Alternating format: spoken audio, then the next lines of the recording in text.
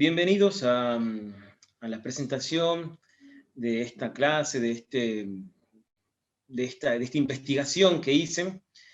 Les da la bienvenida Gonzalo Reartes. Soy de Belén, provincia de Catamarca. Soy profesor de filosofía, licenciado en filosofía y profesor de danza. Y lo que les voy a contar de algún modo es como una síntesis que me ha llevado unos cuantos años, unos 4 o 5 años aproximadamente, en donde aparece un poco de la experiencia mía, tanto como bailarín, como docente, y también algunos conflictos, unos conflictos que son epistemológicos, en la medida en que son conflictos de saber. Conflictos de saber, tanto de lo que uno puede aprender, conocer en la experiencia empírica, en lo que uno va viendo, andando por ahí, en viajes, en farras, en juntadas, en fiestas, y que muchas veces ese saber que uno lo aprende en la experiencia entra en conflicto con los saberes que están instituidos o que están ya regularizados, sistematizados en libros.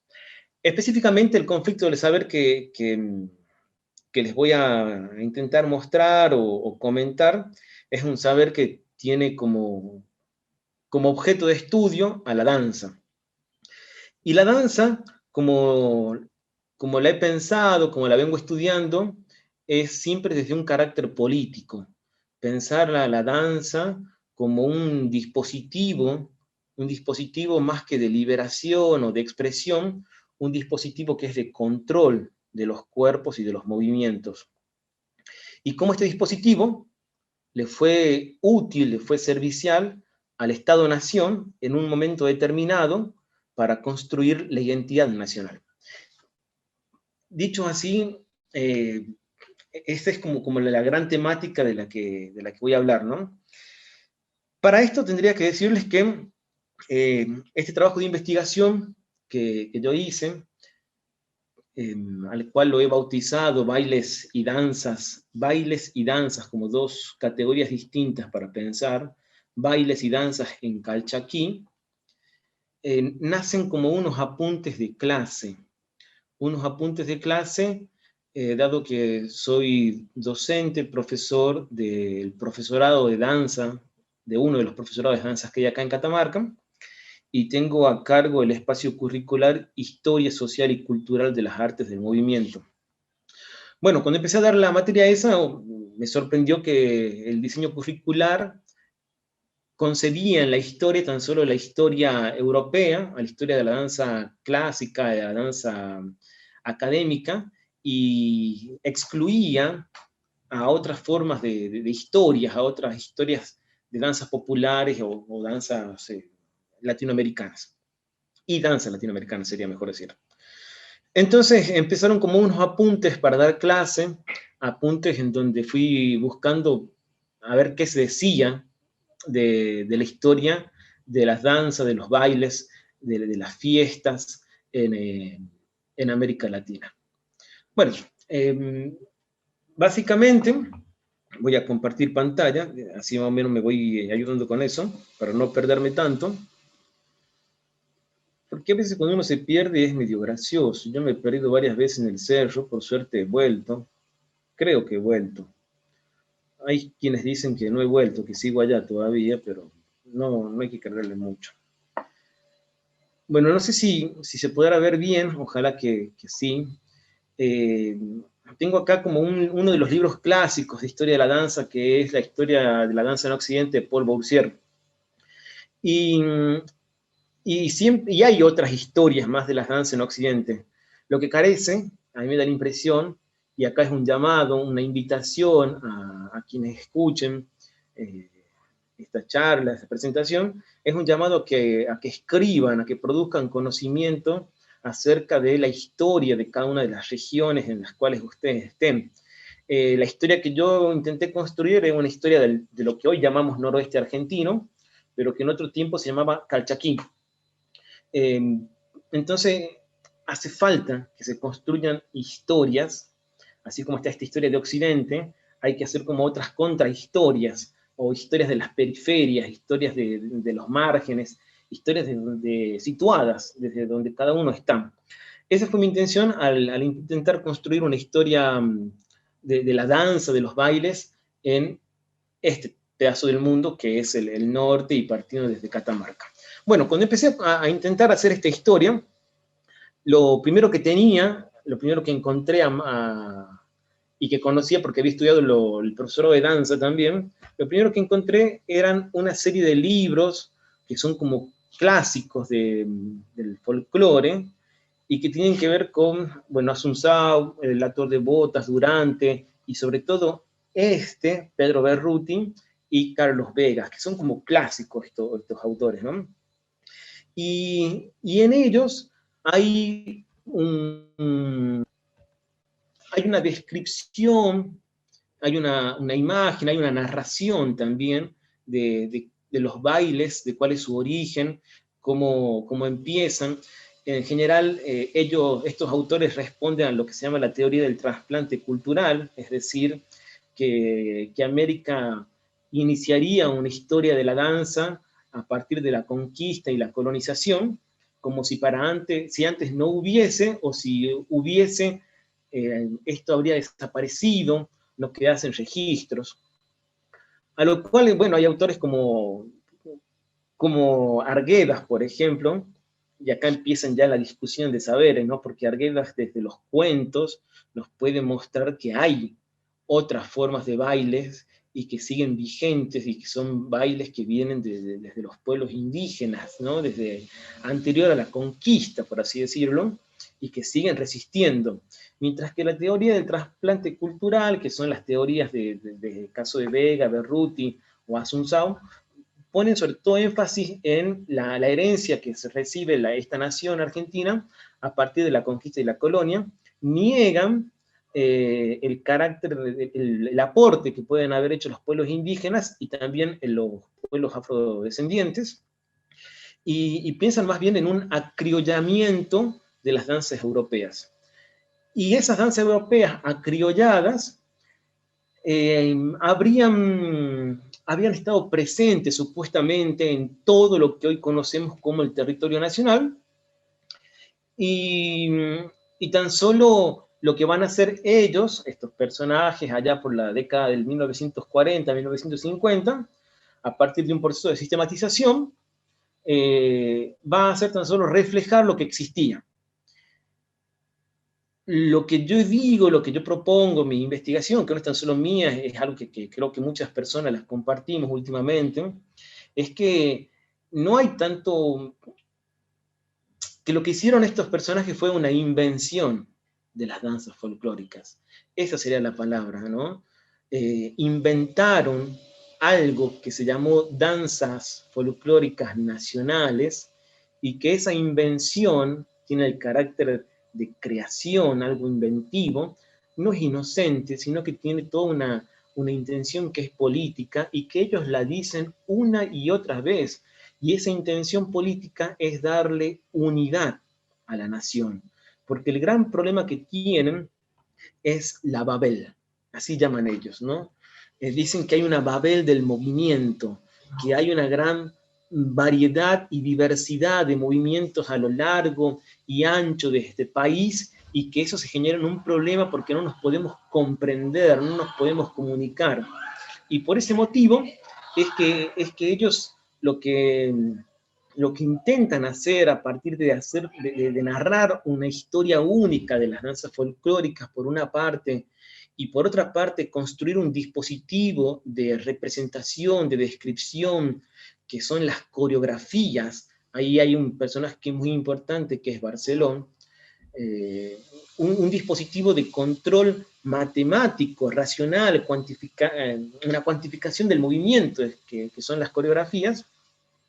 Bueno, entonces lo que hace es generar una herramienta de control político, ¿no? Esto creo que es una de las ideas básicas de cómo pienso la danza, ¿no? La danza, cuando está ordenada, cuando está gestionada y administrada por el Estado nacional y también por los estados provinciales, como para revisar, ¿no? Hasta qué punto pueden ejercer una forma de poder y poder controlar, poder gestionar la sensibilidad de las representaciones, los significados, los sentidos de las danzas. Cuando nacen las danzas folclóricas nacionales, nacen cuando las hacen nacer, cuando las inventan estos señores a las danzas folclóricas, las inventan con un sentido específico que es la representación de la nación. Las danzas se bailan y sirven para contar la historia de esta nación que es Argentina. Y es acá, hasta el día de hoy creo que sigue ocurriendo esto, ¿no? Que gran parte de las danzas folclóricas se hacen para los actos patrios, para conmemorar algún acontecimiento, algún prócer. Bueno, siguen teniendo una función, un sentido que es patriótico, nacional, y eso no es de siempre. Es más, digamos que no tiene ni 100 años esta idea del folclore a través de coreografías, como que es una coreografía que homogeneiza y unifica a todos y que está hecha para los actos, para la representación de la patria y además para que nos sintamos argentinos porque nos vestimos como gaucho, como paisano. Eso no tiene ni 100 años. Eso es un invento de la década de 1940 y 1950. Y ahí es donde viene otro conflicto de conocimiento, que es cuando uno renuncia a leer a estos personajes, a esta historia, a este modo de entender la danza que tienen estos autores, y de pronto se corre para otros autores. Mi trabajo consiste en ver qué hay antes de 1940 en términos de danza, de baile, de fiestas, y sobre todo en la región esta que les decía que es el noroeste, pero que antes de ser el noroeste se llamaba o la conocían bajo el nombre de el Gran Valle de Calchaquí, y que además hay que recordar que Calchaquí también tiene otro sentido en la historia y que hace referencia al gran alzamiento Calchaquí, uno de los últimos, si no el último gran alzamiento en el siglo XVII, con el cual va a ser la última resistencia contra la conquista española. Una vez que cae esta gran resistencia, ya viene el proceso de colonización. Y en esa gran resistencia calchaquí estuvieron unidos un montón de pueblos que van desde La Rioja, de lo que hoy conocemos como La Rioja, Catamarca, Salta, Tucumán y Jujuy, ¿no? Y creo que parte también de Santiago. Pero bueno, un gran valle ahí que nos hermana a todos y que fue uno de los grandes y últimos bastiones contra el europeo y la colonización. Bueno, en Calchaquí, allá por fines del siglo XIX y comienzos del siglo XX, anduvieron viajando, paseando, conociendo, investigando, recopilando relatos y recopilando objetos, lo cual después le podemos hacer también una crítica al caso específico de Ambrosetti, ¿no? Que hay un museo hermoso en Buenos Aires, el Museo Ambrosetti, que tiene un montón de piezas arqueológicas y bueno, su origen es el noroeste. En algún momento me parece que hay que también gestionar los reclamos correspondientes para que se devuelva a este territorio y sobre todo a los pueblos indígenas las piezas que han sido expropiadas en su momento. Bueno, ellos también se apropiaron de alguna manera, fueron recopilando y llevándoselos y luego escribiéndolos, y así nos han legado algunos relatos acerca de lo que era en aquel momento Calchaquí, de lo que se decía, lo que se pensaba y lo que se hacía.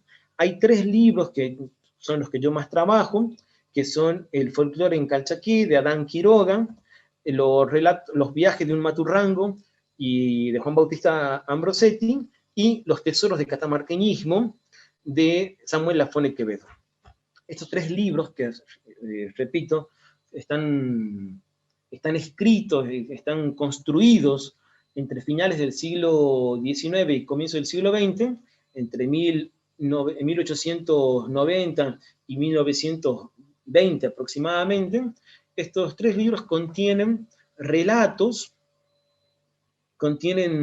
acá podríamos añadir también a otro personaje que es Joaquín de González, ¿no? También que aporta también con algunas descripciones. Lo que encontramos en estos relatos son básicamente descripciones de fiestas, de bailes, de, de movimientos, de gestos, de vestuarios, de sentidos, de símbolos anteriores a la invención del folclore, y que con la invención del folclore, con la invención de esta forma de saber, esto que van a ir contando Quiroga, Ambrosetti y Lafuente Quevedo, van a sufrir algunos procesos de exclusión, de negación e invisibilización, pero no van a eliminarlos, porque hasta el día de hoy siguen vivos, por suerte, siguen vivos, siguen resistiendo, pero claro, que tienen como un trayecto alternativo, como un proceso ritual, un proceso de prácticas distintos a los que son las prácticas del folclore nacional. Y este folclore nacional, podemos hacer acá también una discusión entre cuál es el saber del pueblo. El saber del pueblo es lo que inventaron Barceló, Carlos Vega, Ambrosetti, este folclore de chacarera, gato, samba y demás con sus coreografías, o hay otro saber del pueblo, y un saber del pueblo que se mantiene ajeno a los procesos de escenificación espectacular y del mercado, o a los procesos de sistematización del conocimiento para una educación pública, ¿no? Hay un trayecto paralelo por donde siguen resistiendo estas prácticas que nos cuentan acá Ambrosetti, Lafuente Quevedo y Adán Quiroga, y que son prácticas que, a diferencia del folclore, cuyo sentido es la reverencia a la patria o la representación de la identidad nacional, estos bailes que nos cuentan estos autores de acá, Quiroga, Ambrosetti y Lafuente Quevedo, tienen un sentido que es el sentido propiciatorio. El sentido propiciatorio supone un poder en la danza, en el baile, en la fiesta, un poder con el cual se interviene en el mundo, un poder con el cual una acción, un gesto, que a través de la mímesis, que a través de la aportación de ciertos objetos, de la interacción con el ambiente, puede generar una transformación o el favor de ciertos dioses, puede generar una modificación, una alteración, o incluso puede generar lo que se desea, ¿no? para la comunidad, para el pueblo. Los bailes de los cuales nos hablan estos autores, como son Adán Quiroga, Ambrosetti y Lafuente Quevedo, nos hablan sobre todo de bailes que son para pedir agua, ¿no? Bailes en donde, para pedir una mejor cosecha, para que haya pastura, para que los animales tengan gordura, para pedir salud, para pedir prosperidad. Bueno, son bailes que son propiciatorios, y ese sentido propiciatorio de la danza va a ser denostado, va a ser negado por la invención de las danzas folclóricas nacionales. Como para ir resumiendo esta idea, ¿no? Hay una lucha de saberes, les decía, que es el tema por ahí que me interesa a mí. Hay una lucha de saberes entre lo que uno considera el saber del pueblo, según el folclore nacional que se enseña en las escuelas, en las academias, en los certámenes, que se representa, se repite en los certámenes y en los escenarios, y hay otro saber del pueblo, un saber del pueblo que este otro saber lo ha ido como violentando simbólicamente. El trabajo que yo hice de investigación está centrado justamente en mostrar lo que había antes de la invención del folclore. Y si bien Lafuente Quevedo, Ambrosetti y Adán Quiroga nos dan elementos con los cuales nos describen algunos bailes, tampoco son tan inocentes, ¿no? Porque infundidos de un espíritu ilustrado, de un de una formación normalista, de un positivismo, de un evolucionismo incluso, ellos también aportan, construyen argumentos, de algún modo, que le van a servir luego para, cuando vengan Barceló, Berruti, Carlos Vega, Asunzao y demás, le van a dar argumentos teóricos que van a justificar la intervención desde las danzas folclóricas para intentar homogeneizar lo que dicen, lo que describen estos personajes que son Ambrosetti, Quiroga y Lafone Quevedo. ¿Qué dicen Ambrosetti, Lafone Quevedo y Quiroga? Lo que ellos dicen cuando hablan de los bailes es que son algo caótico, desordenado, una anarquía, una extensión indeterminada en el tiempo y en el espacio, grandes borracheras, borracheras con holgazanería, que el espíritu de Calchaquí, como para intentar comprenderlos, ellos se ven forzados a compararlos constantemente con lo que es el Baco, el Dionisios, el dios Baco romano o Dionisios griegos. Entonces van justificando de algún modo que Calchaquí, que esta gran región, tenía una población que le gustaba por demás la fiesta y que como es vago supuestamente, también dicen ellos, holgazanes y que tienen una fiesta que se extiende indeterminadamente, entonces es necesario que se intervenga, que el Estado Nacional intervenga de algún modo y que pueda ordenar la fiesta, disciplinarla, construir un cierto recorrido determinado de cómo, cuándo y quiénes deben bailar. Y es ahí donde va a aparecer la invención del folclore nacional como un dispositivo de control de los cuerpos y de los movimientos, ¿no? El mejor ejemplo que yo tengo para mostrar lo que es este dispositivo de control de los cuerpos sigue siendo algo que hasta el día de hoy se utiliza para enseñar las danzas, ¿no? Es decir, las coreografías. Las coreografías como un sistema perverso a través del cual se enseña a bailar, en donde en la coreografía lo que hay una cuantificación del movimiento. Es decir, que al movimiento se lo ha destruido, se lo ha analizado, se lo ha partido, y de pronto algo que tenía cierta fluidez se ha vuelto en 1, 2, 3, 4, 5, 6, 7, 8, 1, 2, se le ha puesto un número, se le da un tiempo determinado, y no puede tampoco venir acá el argumento o el contraargumento de alguien que me digan, bueno, pero pasa que es un método didáctico para enseñar.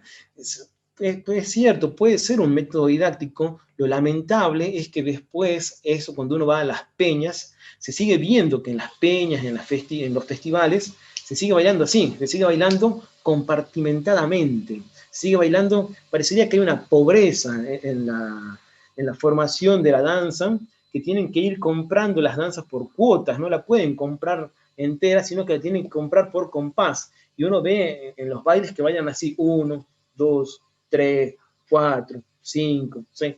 Bueno, es triste esa percepción que hay a veces en las peñas.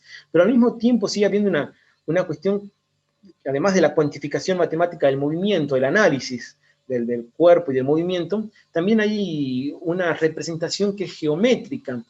Si ustedes recuerdan, se nos enseñó que tenemos que bailar a través de círculos o vueltas, de rombos, de pequeños vectores, avances, retrocesos, ¿no? Entonces, de media vuelta. Hoy hay también todo un proceso de cuantificación geométrico del movimiento, y además de esta cuantificación del movimiento, hay también una codificación de la sensibilidad.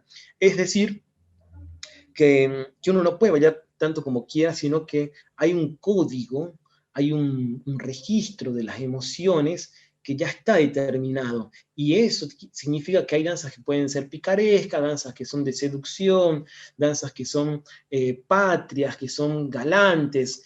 Ya hay una clasificación de las danzas, y esa clasificación te dice más o menos cómo debe bailarse, cuál es el sentido que debe tener, ¿no? y en este sentido, por supuesto que está ajeno a toda la cuestión propiciatoria. Y además, lo que les contaba, tanto los primeros autores que vimos, van a hacer también un blanqueamiento de la historia, porque todas estas danzas supuestamente son un acriollamiento del trasplante cultural, y niegan sistemáticamente los aportes de pueblos indígenas o afrodescendientes. Es el gran ideal de la nación, ¿no? de que venimos de los barcos y somos todos blancos.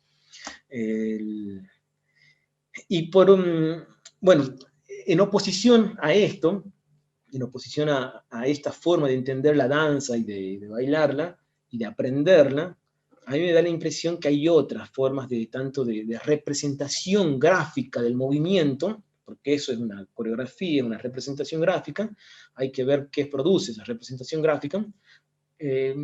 A la par de esta representación gráfica, me parece a mí que hay otras formas de grafías de la danza. Si es cierto que le nombraba Arguedas, también puede ser, por ejemplo, Alejo Carpentier, que tiene la consagración de la primavera y unas descripciones de la danza preciosas ahí.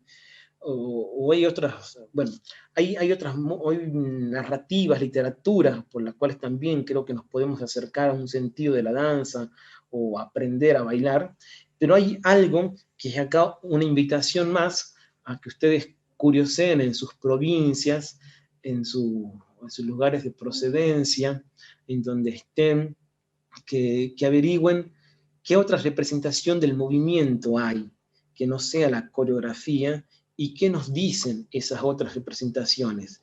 Yo les voy a presentar a un pintor catamarqueño que se llama Luis Varela Lezana, y es un autor en quien yo creo, en quien yo sostengo, lo que yo sostengo también está influido por ahí, por el aporte, por la formación, por los diálogos que hemos tenido con algunas personas, entre ellas destaco la figura de Silvia Zerbini, ¿no?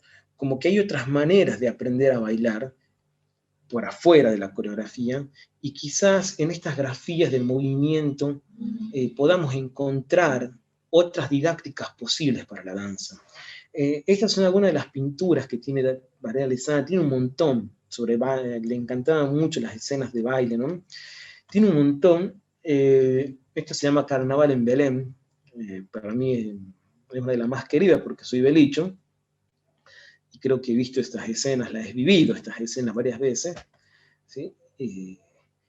Lo que quiero mostrar es básicamente que en estas escenas de danza, hay una realidad muy distinta a lo que es la coreografía y ese mundo aséptico que muestra la coreografía, ¿no? A esa abstracción que supone la danza como ajena al mundo, o una danza que tan solo tiene su sentido de ser en escenarios, y tanto de competencia, de exhibición o de actos escolares, en oposición a esta idea de danza así abstracta que tan solo se materializa en esos lugares.